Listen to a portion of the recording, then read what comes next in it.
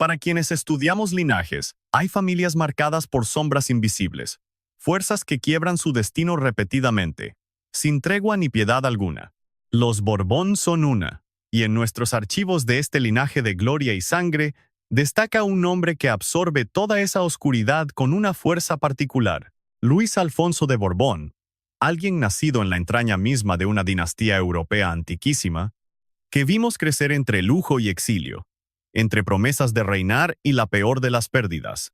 Nuestros registros muestran que no es solo un príncipe, sino un árbol genealógico entero, acosado por la desgracia durante siglos, como si portar esta sangre exigiera un cobro en lágrimas. Hoy, ustedes y nosotros lo analizaremos.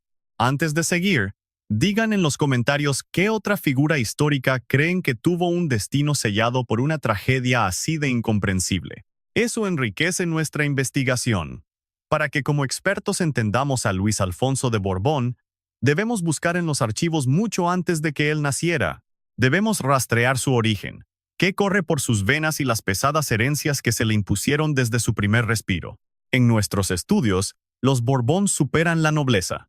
Son una institución que resistió guerras, exilios, rebeliones y escándalos durante cientos de años. Pero sobrevivir deja cicatrices. Cada generación borbónica pagó caro, a veces con su ruina, ese derecho a quedarse. Luis Alfonso nació el 25 de abril de 1974 en Madrid. Como investigadores, vemos que ser hijo de Alfonso de Borbón y Dampierre y de Carmen Martínez Bordiú, nieta de Francisco Franco, convirtió su identidad en un campo de guerra desde el día 1. Por una parte, revisamos su sangre borbónica, que le daba un sitio en la sucesión al trono de España bajo los reclamos carlistas. Del otro lado, documentamos la sombra política de su abuelo materno, el hombre que dominó España con puño de hierro durante casi 4 décadas. Luis Alfonso nunca pidió estas pesadas herencias, pero el destino se las impuso. Nuestros expedientes detallan una niñez partida en dos: el mundo real europeo, repleto de reglas, títulos y matrimonios calculados, frente a una España que se transformaba de golpe, que sepultaba el franquismo para levantar una democracia sobre esas cenizas. En esa transición, observamos cómo los Borbón de la rama carlista de su padre cayeron en una zona muerta, atorados entre la gran historia y el olvido político. Pero ninguno de nuestros colegas pudo anticipar que una tragedia privada azotaría a esta familia con tanta furia que ningún título de nobleza serviría de escudo. En nuestros perfiles, su padre, Alfonso de Borbón y Dampierre, figura como un hombre gigante en presencia y ambición. Duque de Cádiz, título regalado por Francisco Franco, logró lo impensable para nuestra época: transformar un título en verdadero peso político al casarse con Carmen Martínez Bordiú en 1972. Este enlace superó por mucho el romanticismo. Como analistas lo vemos claro. Fue una táctica maestra en el tablero de poder español, fusionando la herencia borbónica con los dueños del país. Para Alfonso, significaba la entrada al trono. Para Franco, documentamos que era la forma perfecta de controlar la dinastía bajo sus propias reglas. Analicemos esto juntos. Las coronas levantadas por tácticas y no por apoyo popular siempre esconden una tremenda fragilidad. Al morir Franco en noviembre del 75, documentamos cómo esa estructura política comenzó a derrumbarse por completo. Juan Carlos I, de la línea principal, tomó la corona. Nuestros análisis muestran que ahí la rama de Alfonso quedó desterrada de los libros oficiales. Físicamente no huyeron, pero los expertos vemos un castigo peor: la muerte institucional.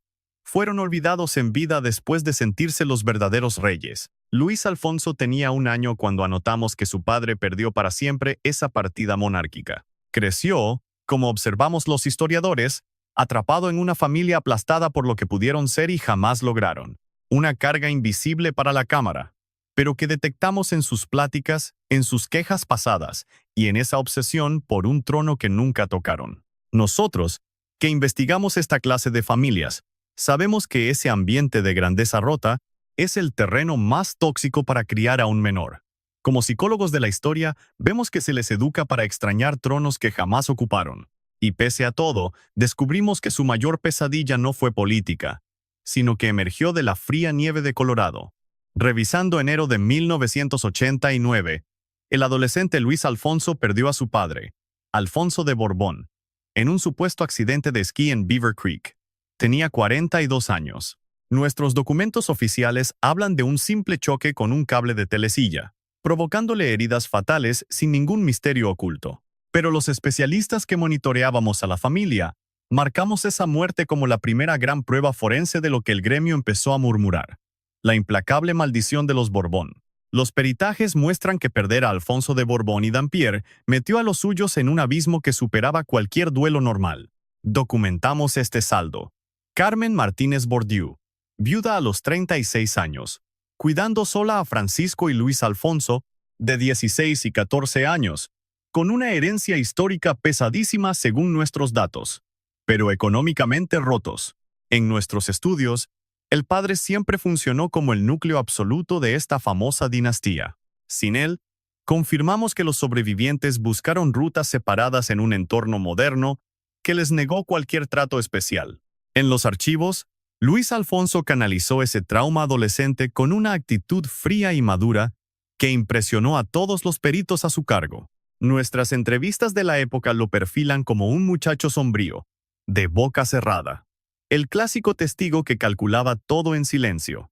En nuestras notas, el chico no solo cargaba la asfixia del tremendo luto por su propio padre, sino también esa pesada corona invisible, esa obligación de mantener el honor histórico sin importar cuánto dolieran las tragedias familiares. Concluimos que esta mezcla de orgullo histórico y pura herida blindó su carácter por décadas. Como investigador de su linaje, confirmo que estudió en la élite europea. Cumplía exactamente las enormes expectativas que pesaban sobre sus hombros. Dominó múltiples idiomas y estudió derecho. En mis archivos, consta que absorbió la tradición nobiliaria con la misma disciplina con la que cualquier joven normal aprendería un oficio. Pero a diferencia de ellos, Luis Alfonso no podía simplemente elegir un trabajo y tener una vida común. Su propio nombre siempre ha sido una poderosa declaración política. Nosotros, los analistas, escudriñábamos cada paso que daba. Cualquier decisión personal suya encendía feroces debates en los círculos dinásticos más cerrados de España y de Francia. Ustedes y yo debemos entender algo crucial. Luis Alfonso de Borbón no es puramente español a nivel dinástico. Por herencia paterna, es el pretendiente al trono francés bajo la estricta legitimidad borbónica. Ostenta el título de Duque de Anjou, reclamando su lugar exacto como sucesor directo de los reyes de Francia en la línea de los Capetos. Como biógrafo, les aseguro que esa doble postura, carlista aquí y legitimista allá, lo vuelve a alguien sin igual hoy en día. Encarna dos gigantescas reivindicaciones históricas que muchos consideran extintas. Es un estatus fascinante para la historia. Sí, pero terriblemente solitario y asfixiante desde el lado humano. Acompáñenme a los archivos un momento. Para entender el peso que carga y las tragedias que lo persiguen, tú y yo debemos examinar su inmenso árbol genealógico, porque esa oscura maldición, si podemos llamarla así en nuestros registros, no empezó con él, ni con su padre. Viene de muchísimo tiempo atrás. Hablamos de siglos hundiéndose como una raíz venenosa, alimentando un sufrimiento generacional. Los Borbones tomaron la corona de Francia en 1589 con Enrique IV, aquel monarca que cambió su fe protestante al catolicismo solo para conquistar París, dejando una frase histórica imborrable. Desde entonces, la familia real dominó Francia por más de 2 siglos, hasta una interrupción brutal que alteró la historia del mundo para siempre. La Revolución Francesa de 1789 destrozó todo un universo. Como estudiosos sabemos que los Borbones fueron su blanco perfecto. Luis XVI y María Antonieta terminaron en la guillotina en 1793. Su pequeño hijo, Luis XVII, pereció bajo sombras de terror en la cárcel del Temple durante 1795. Apenas tenía 10 años. Mis investigaciones confirman que no cayó en combate ni tuvo una ejecución digna.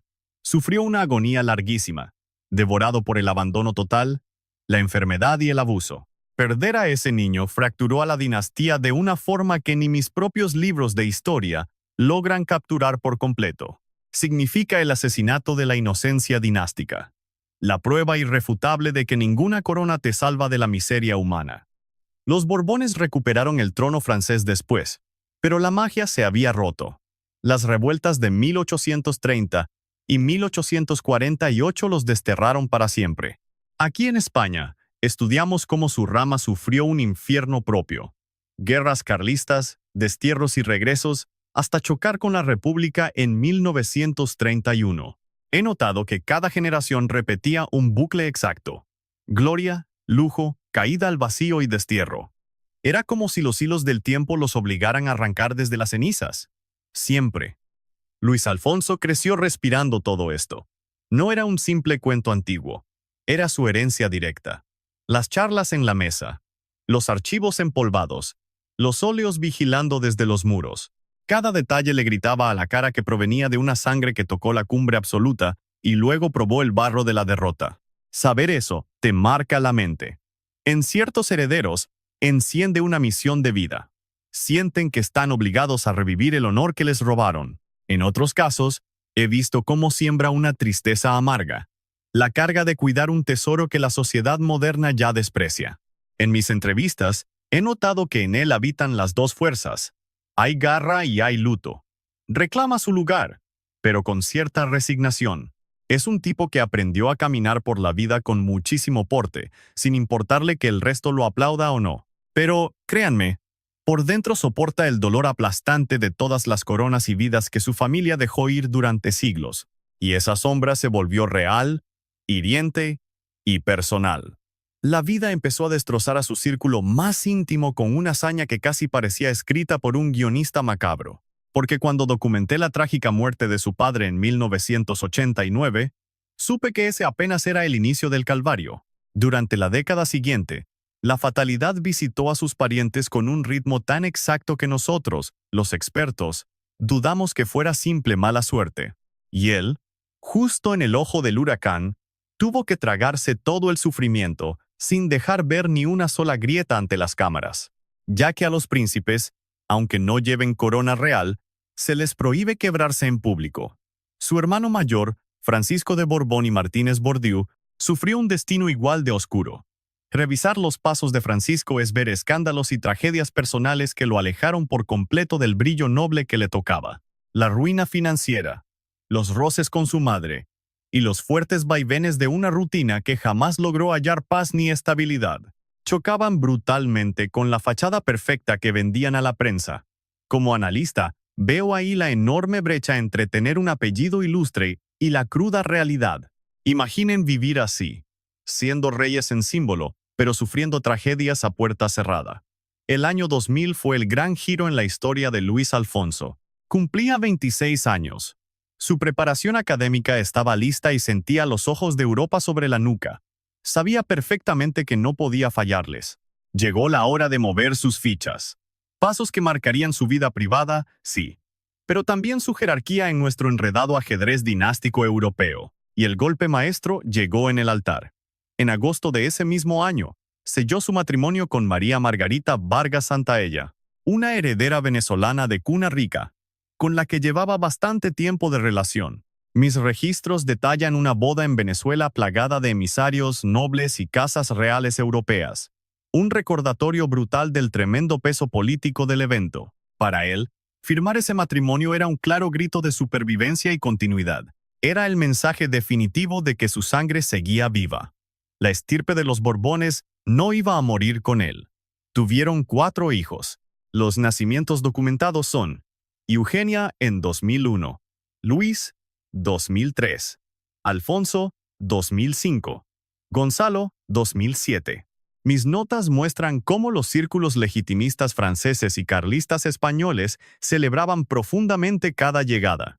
Para nosotros, los analistas, cada hijo forjaba un nuevo eslabón en esa cadena dinástica que costó siglos de sangre mantener viva. Sin embargo, al revisar su expediente, notas que ni toda esa alegría logró borrar la sombra que acosaba siempre a Luis Alfonso, porque mientras él levantaba su hogar y rehacía su vida en Francia, donde logró echar raíces con total naturalidad, asumiendo su peso como duque de Anjou y líder del movimiento legitimista, nuestros informes desde España nos seguían revelando un panorama bastante sombrío. Su madre, Carmen Martínez Bordiú, cruzaba por enormes turbulencias.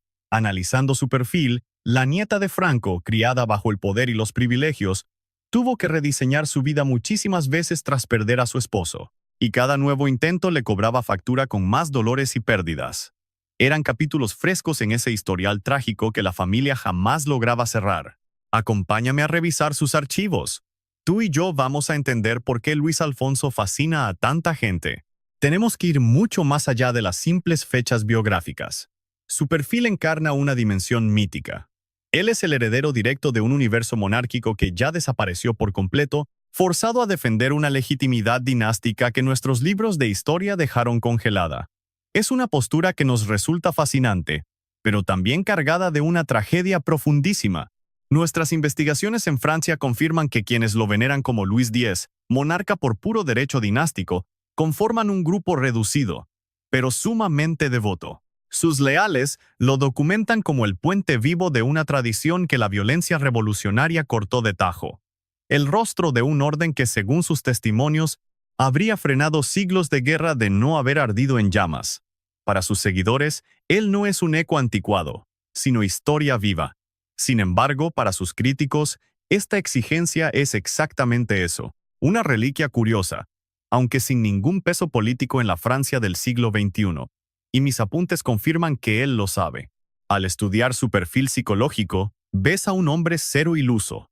Sus discursos revelan a alguien muy consciente de su realidad, que no aguarda el retorno del trono a corto plazo, pero que asume su carga como custodio de una estirpe histórica y principios que él cree vital proteger, más allá de que logren cuajar en la política actual. Como especialista, te aseguro que esa claridad mental sobre su propio destino es la pieza más fascinante de todo su carácter. Cualquier otro sujeto en nuestro archivo se habría hundido en rencores o delirios de grandeza. Pero Luis Alfonso trazó otra ruta. Optó por una firme dignidad activa, determinando cargar con su herencia dinástica usando mucha seriedad y tremendo aplomo, a pesar de que este tablero moderno sea minúsculo comparado con los imperios que sus ancestros llegaron a dominar. Sin embargo, mis datos prueban que esa resistencia cobra una cuota alta. Se paga con aislamiento, ausencias y golpazos emocionales que te noquean sin previo aviso. El revés más brutal y reciente que hemos documentado en la crónica de esta dinastía estalló de pronto con un reporte que convulsionó no solo a los historiadores monárquicos, sino que sacudió de golpe a toda la opinión pública en Francia y España.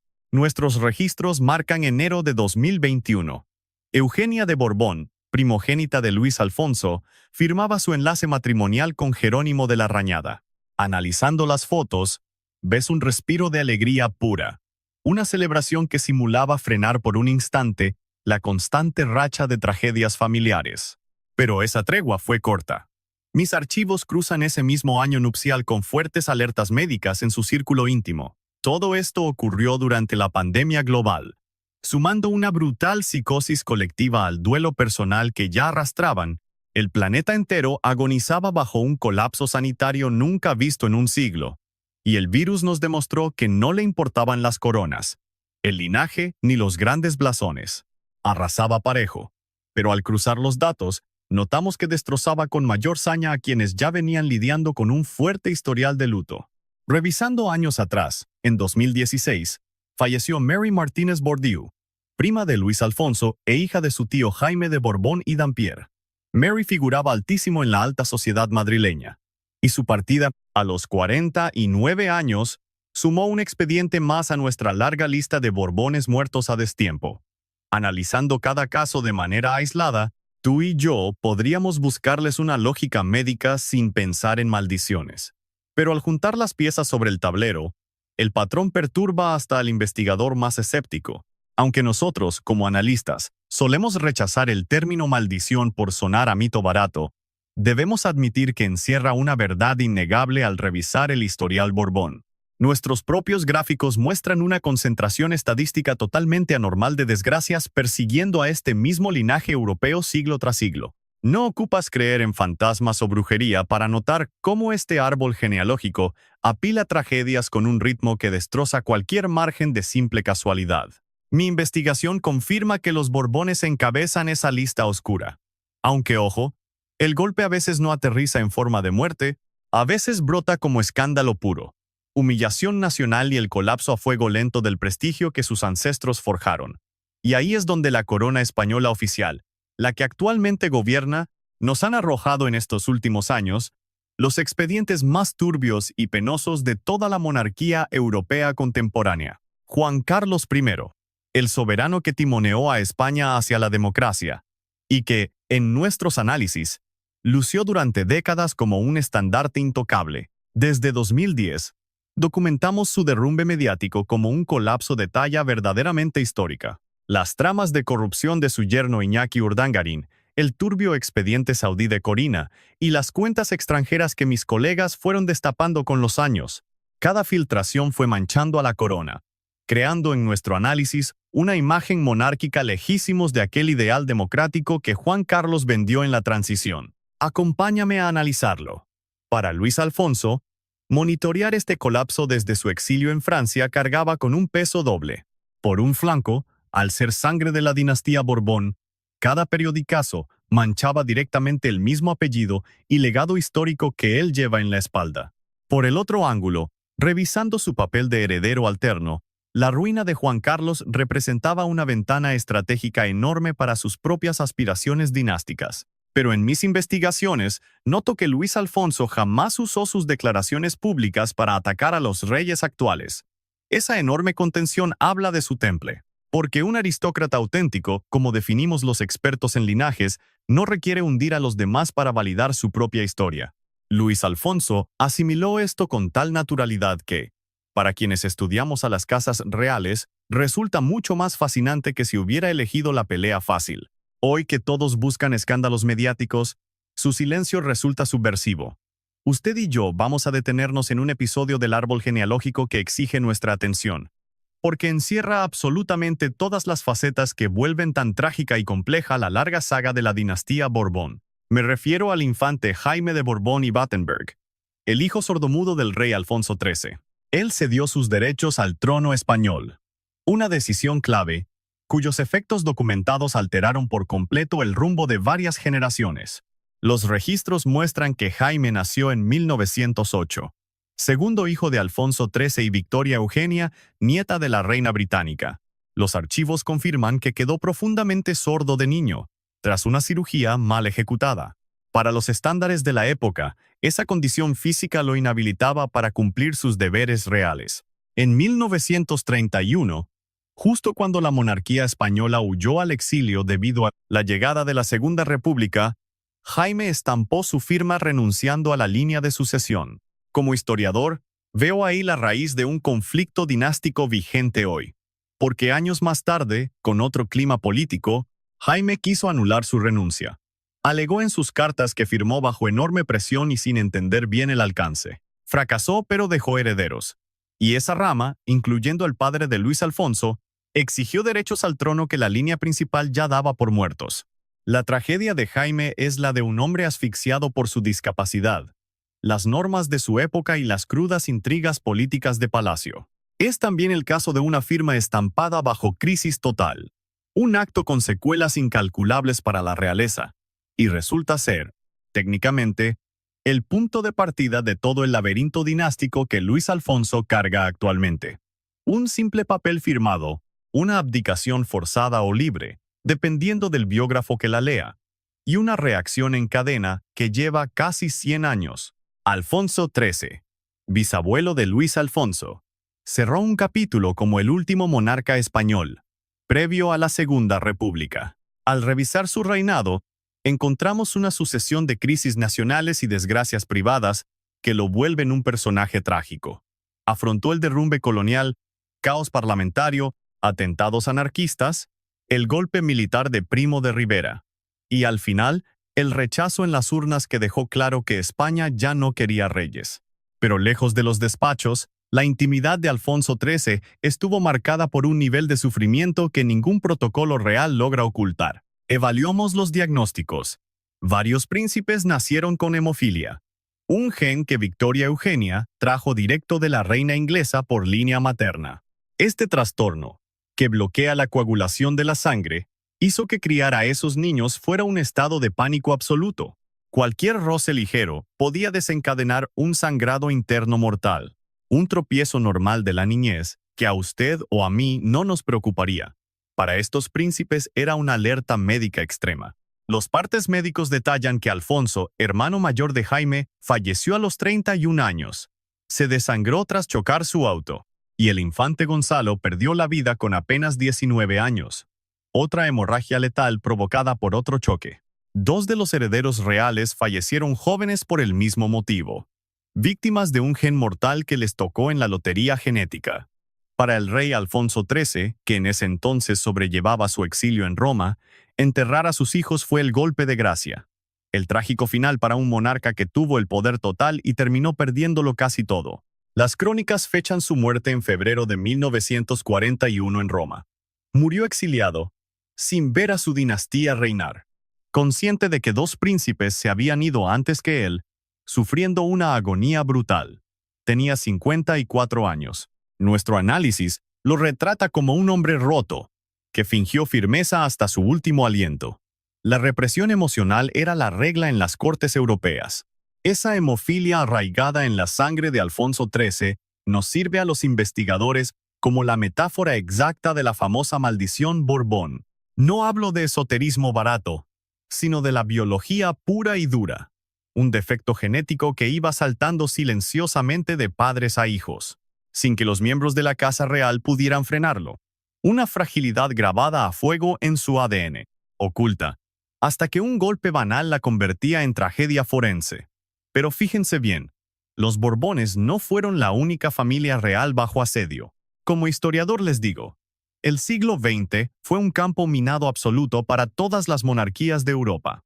Guerras globales, rebeliones sociales y regímenes extremistas acorralaron a dinastías que llevaban cientos de años aferradas al poder absoluto.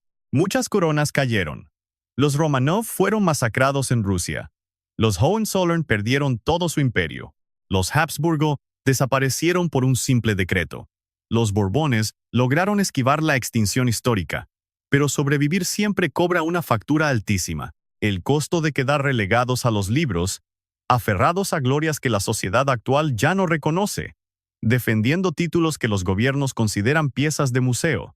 Y en nuestras investigaciones actuales, vemos que Luis Alfonso es quien paga esa cuenta hoy. Él carga ese legado pesado en pleno siglo XXI, atrapado en una sociedad que francamente no tiene idea de qué hacer con los herederos de coronas fantasma. Como investigadores, vemos que su rutina imita a la de cualquier padre europeo moderno. Viaja, trabaja, asiste a galas benéficas y cría a sus hijos. Pero en nuestros análisis, notamos que bajo esa normalidad, él sabe que es diferente. Carga con un apellido que resulta ser un privilegio y una condena. Un peso psicológico que documentamos en cada aparición pública oficial y en cada una de sus entrevistas.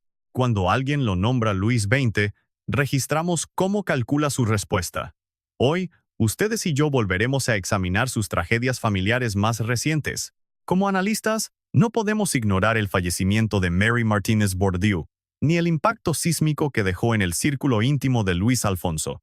Los registros muestran que Mary era hija de Jaime de Borbón y Dampierre, es decir, prima hermana directa de nuestro sujeto de estudio.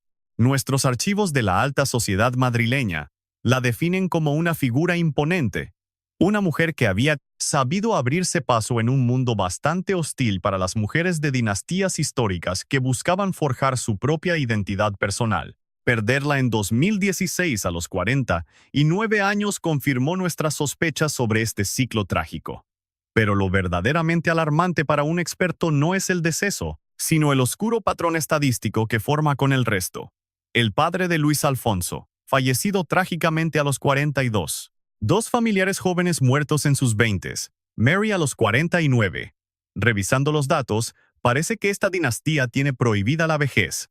Algo siniestro los frena a la mitad, una constante tan marcada que, como investigadores, entendemos perfectamente por qué el público habla de una maldición familiar ineludible. Sin embargo, debemos ser precisos aquí.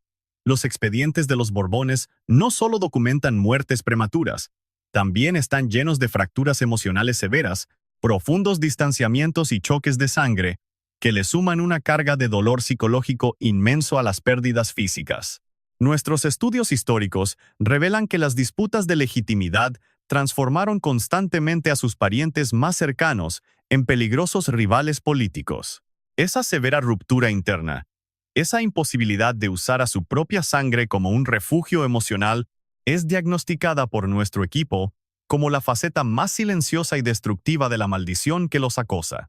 En 2023, Luis Alfonso llegó a los 49 años, la misma edad letal de Mary. Para la estadística dura es solo una coincidencia menor, pero para nosotros, los especialistas que rastreamos su linaje, este nivel de simbolismo jamás pasaría desapercibido en nuestras evaluaciones. Es naturaleza humana buscar patrones exactos. Ustedes y yo sabemos cómo la mente conecta fechas para armar historias alrededor de simples casualidades. Pero ante um padrão dinástico tão clínico y consistente como el de los Borbones, profundizar en este misterio resulta fascinante y obligatorio. Luis Alfonso alcanzó esa edad crítica, manteniendo una fachada que cualquier observador calificaría como una vida perfecta. Casado, 4 hijos. Radicado en Francia como un líder del legitimismo monárquico europeo. Pero nuestro análisis expone sus sombras. La pérdida prematura de su padre y numerosos parientes fallecidos o muertos en plena etapa productiva. Todo mientras soporta el rigor psicológico de pertenecer a una dinastía que la historia europea simplemente marginó y dejó atrás. Al evaluar su entorno, vemos que sus hijos crecen con esa misma herencia dividida. El enorme orgullo de portar un apellido histórico fundamental en Europa, mezclado con el peso de unas tragedias familiares que ningún niño debería experimentar tan de cerca. En nuestras investigaciones, notamos que rara vez discute públicamente cómo maneja esta brutal responsabilidad paternal, pero al diseccionar sus escasas entrevistas, detectamos exactamente el mismo mecanismo de defensa que siempre lo ha definido. Cero dramas, cero victimización. Proyecta una ecuanimidad que un novato llamaría frialdad, pero que nosotros identificamos como un instinto de supervivencia profundo. Es el caparazón de alguien que entendió pronto que la vida no es justa. Ahora, examinemos su vínculo con España. Es una relación sumamente compleja. Aunque nació en Madrid y su árbol genealógico está anclado a la historia española, nuestros datos confirman que maduró en Francia. Allí, su título como Duque de Anjou y su perfil como heredero legítimo francés le brindan un peso sociopolítico mucho más sólido que en España, un país donde la corona borbónica ya tiene su representación oficial e indiscutible bajo el mando de Felipe VI. Para la opinión pública española, es un caso de estudio peculiar. Demasiada sangre azul para ser ignorado por completo, pero sin el poder táctico para ser una pieza políticamente relevante. Monitoreamos que la prensa española solo reacciona a él por inercia, reportando sus bodas, bautizos o las tristes desgracias familiares que garantizan clics. En nuestros reportes mediáticos, notamos un tono muy dividido. Respetan su peso histórico pero muestran apatía total hacia sus reclamos monárquicos, algo que la mayoría de los ciudadanos ya dan por cerrado a favor de la descendencia de Juan Carlos. Sin embargo, nuestra investigación en Francia arroja otras métricas. El movimiento legitimista francés, aunque reducido, posee una estructura intelectual profunda y un respaldo social formado por grupos de línea católica muy tradicional, facciones monárquicas ancladas en la bandera, regiones que siguen rechazando el legado de la revolución. A los ojos de este bloque social, él jamás será un simple dato curioso. Lo evalúan como el líder legítimo de una causa inquebrantable, aunque saben bien que es casi imposible verla triunfar. Este choque geopolítico entre las dos naciones que definen su ADN le suma una tensión psicológica enorme a nuestro caso de estudio. Analizamos a un hombre atrapado entre dos mundos que realmente no le pertenecen, venerado por ciertos bandos como el monarca francés sin trono, y clasificado por otros como el príncipe español que la evolución democrática simplemente desechó. Acompáñenme a mirar más de cerca. Es en la fricción entre ambas etiquetas donde él opera día a día, lejos de los archivos históricos y los aburridos pergaminos dinásticos. Al revisar los sucesos de 2024, detectamos un evento que lo fracturó internamente y que volvió a arrastrar a toda la dinastía bajo el foco mediático, exhibiendo sus traumas de la manera más cruda y dolorosa posible. Su madre, Carmen Martínez Bordiú, cruzó décadas de turbulencias. Para nosotros los biógrafos, mostró una resistencia admirable. Para sus críticos, pura frivolidad.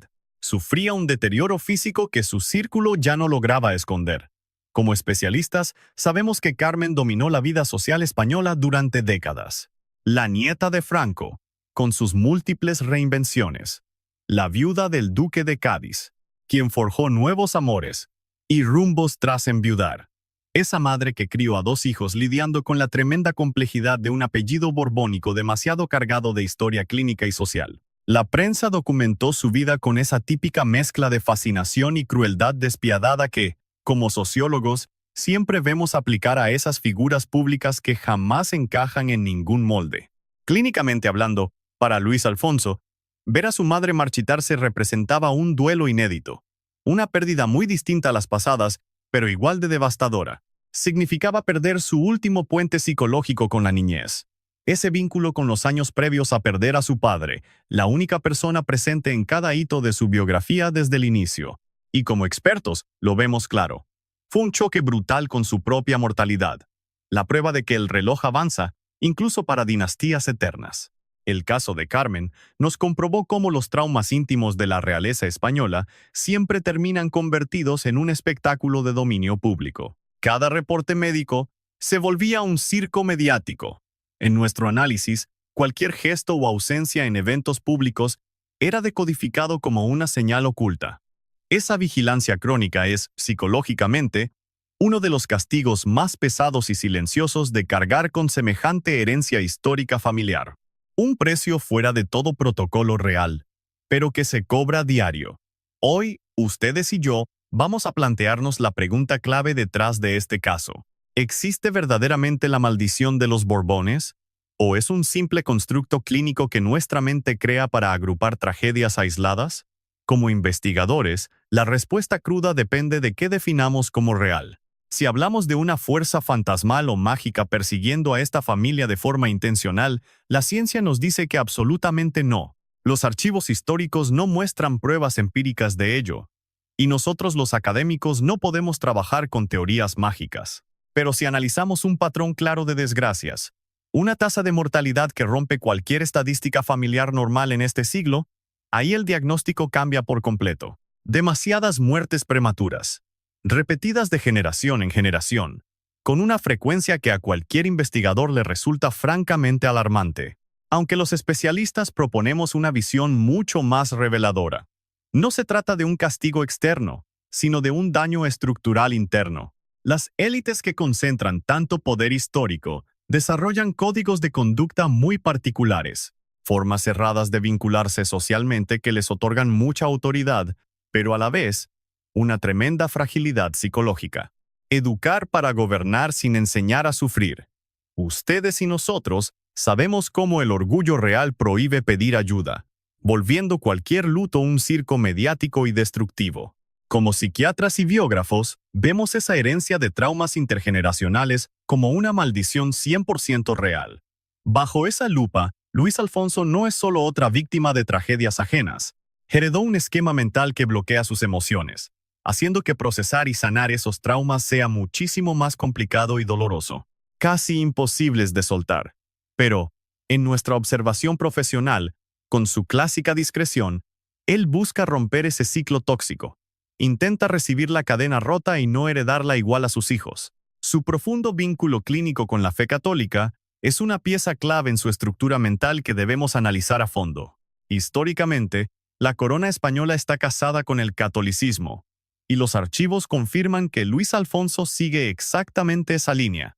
Pero sus creencias no son simple teatro monárquico o tradición vacía para encajar con las normas de la alta sociedad europea. Nuestros informantes y colegas indican una devoción real. Es un marco psicológico y de vida donde sus desgracias personales dejan de ser simples ataques crueles del azar para volverse pruebas espirituales profundas. Esa firmeza mental encaja perfecto con sus ambiciones al trono y sus reclamos dinásticos. Los legitimistas franceses, que lo avalan como rey legítimo, beben del catolicismo radical. En su ideología, ser un rey Borbón no es un simple cargo político, es un mandato teológico divino. Los historiadores sabemos que es una visión autoritaria que ignora por completo la democracia moderna. Luis Alfonso refleja esa doctrina con un rigor que sus aliados adoran, pero que nosotros los analistas vemos totalmente obsoleto. Sociológicamente hablando, esa fe le da un mecanismo de supervivencia que cualquier psicólogo reconocería al instante. Le entrega un diccionario emocional para poder lidiar y hablar de todo su dolor, un refugio clínico para sus dudas existenciales. Un grupo de apoyo real que lo rescata cuando la lógica científica falla al intentar entender por qué su linaje padece tantas tragedias. Al estudiar las raras ocasiones en que se abre, en nuestro gremio notamos que él utiliza la meditación diaria, no como un simple protocolo religioso o costumbre, sino como una verdadera urgencia terapéutica. El único espacio aislado donde es un hombre común enfrentando de frente sus traumas, sin cargar su pesada ascendencia noble, libre por un momento del mandato de verse siempre fuerte. Para nuestros expedientes biográficos, esos colapsos espirituales son quizás su faceta más auténtica. Y mientras su caso de estudio sigue vivo, descubrimos un patrón oculto que jamás desaparece de sus archivos, ese eterno choque entre la persona y el mito de la realeza.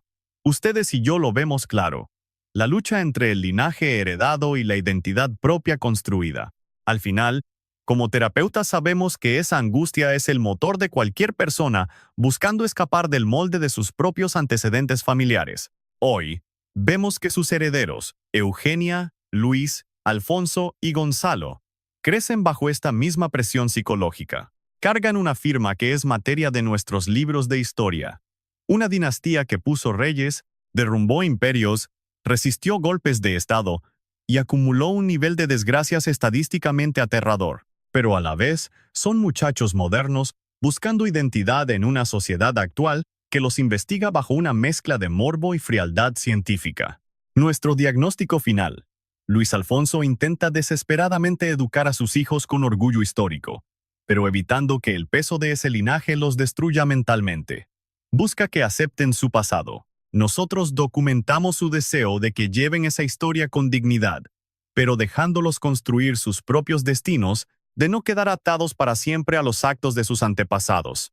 Como investigadores, notamos ahí algo profundamente moderno, un quiebre total con la lógica dinástica que por siglos definió a su familia, y que, curiosamente, la honra de forma mucho más genuina. Los que analizamos a la realeza, sabemos que un linaje no se mide por tronos ocupados ni por reinos gobernados. Se evalúa por la capacidad de sus herederos para seguir siendo humanos, en medio del peso histórico, para amar y perder, para dudar y creer, para derrumbarse y volver a levantarse, teniendo muy claro quiénes son realmente. En nuestro análisis exhaustivo, Luis Alfonso de Borbón destaca como el más grande de su generación. No a pesar de sus tragedias, sino a través de ellas. Hoy que ustedes y yo cerramos este recorrido histórico, no nos quedamos solo con un archivo de tragedias y pérdidas, aunque esos golpes fueron reales y merecen documentarse con muchísimo respeto. Lo que hallamos en los documentos es a un hombre que siempre eligió la dignidad por encima de la amargura. Un hombre que carga siglos de historia con una calma que solo comprendemos al ver que existen personas para quienes el linaje no es ninguna condena, sino una escuela. No una maldición, sino una lección constante sobre la fragilidad humana. Hemos documentado cómo los Borbones reinaron y cayeron, levantaron palacios majestuosos y terminaron en el exilio. Nacieron rodeados de oro y murieron completamente solos en tierras extranjeras. Fueron amados, odiados, idolatrados, guillotinados, restaurados para luego ser olvidados. Esa brutal montaña rusa de siglos es la herencia directa de Luis Alfonso. Y él, lejos de huirle, la asume con una conciencia que, a nuestros ojos, refleja pura valentía. La famosa maldición de los Borbones, de existir, no acabó con él. Las desgracias en su entorno cercano prueban que el peso de ese apellido histórico jamás se aligera con los años. Pero nos demuestran algo mucho más valioso, que esa carga no logra destruir a quienes tienen la fuerza mental para evitar que un apellido los defina. Como biógrafos, lo confirmamos. Luis Alfonso es más que el heredero de un trono inexistente. Es un hombre decidido a redactar su propia historia, aunque su trama inició mucho antes de su nacimiento, y seguirá tras su muerte. Y justo ahí, en esa voluntad de ser alguien con voz propia, en vez de ser una sombra del pasado, ustedes y yo vemos la única cura a esa maldición. No negarla, no huir, enfrentarla a diario con los ojos bien abiertos, con la memoria histórica intacta, y la firme convicción de que, al final, los libros de historia se escriben sobre los que se mantienen de pie.